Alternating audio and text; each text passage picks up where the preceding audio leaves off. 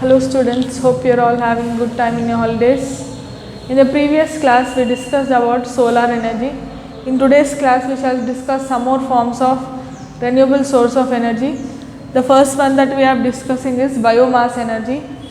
Biomass is nothing but it is the matter contained in the plants and animals is called biomass. When the plants and animals die, you can use the plants and animals for generating fuel, that is from their biomass. So, this is about biomass energy. Next is the biogas. Biogas is produced from cow dung, sewage, crop residues,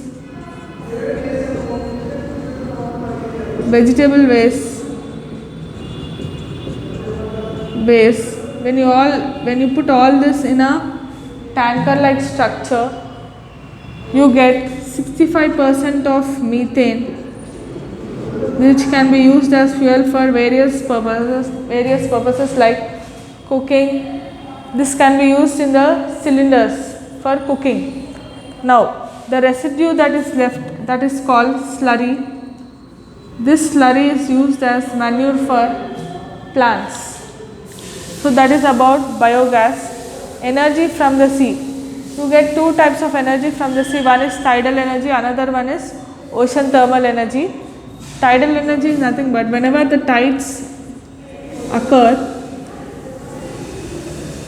whenever the high tides occur in the ocean, there is a reservoir that is kept in the barrage like reservoir that is kept, and turbines and generators are fixed below, so that when water falls on the turbines, there is a generator attached to it. This generator converts the mechanical energy into electrical energy.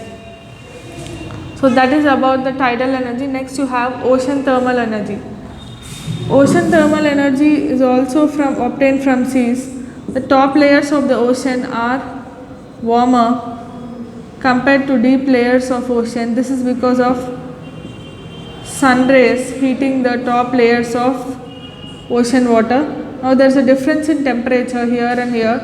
This difference in temperature is called ocean thermal energy.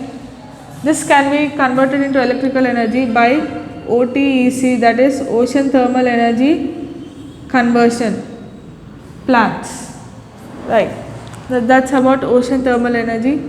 Next you have about geothermal energy. Geothermal energy is nothing but the deep layers of earth is very hot, because of which when you send hot water into deep layers of ocean through pipes, it will come out in the form of steam. This steam can be used for household purposes. It is also used for running turbines to produce electricity.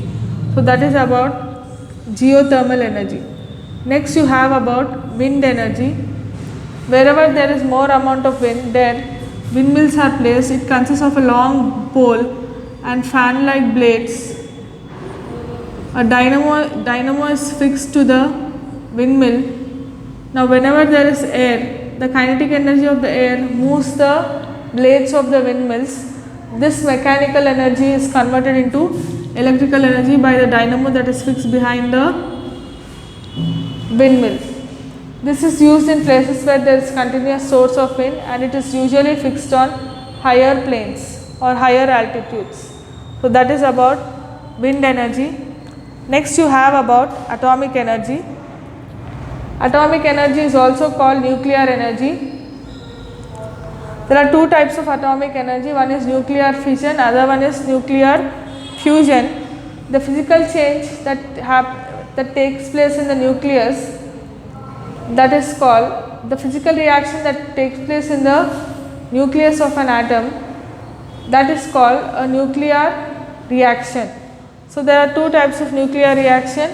One is nuclear fission, other one is nuclear fusion. In nuclear fission, what happens is, whenever a heavier nucleus like uranium is bombarded with low energy neutrons, it splits into two lighter nuclei with the release of enormous amount of energy.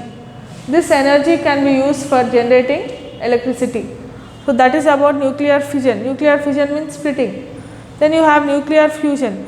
When two lighter nuclei combine to form a heavy nucleus, it also gives enormous amount of energy, but this energy cannot be, it is so high that it cannot be controlled. So this type of energy is called nuclear fusion. It usually takes place in the sun. We have nuclear power plants in different parts of the country like Karnataka, Maharashtra, Rajasthan, Gujarat, etc. So that's about today's class, children. We shall continue in the next class.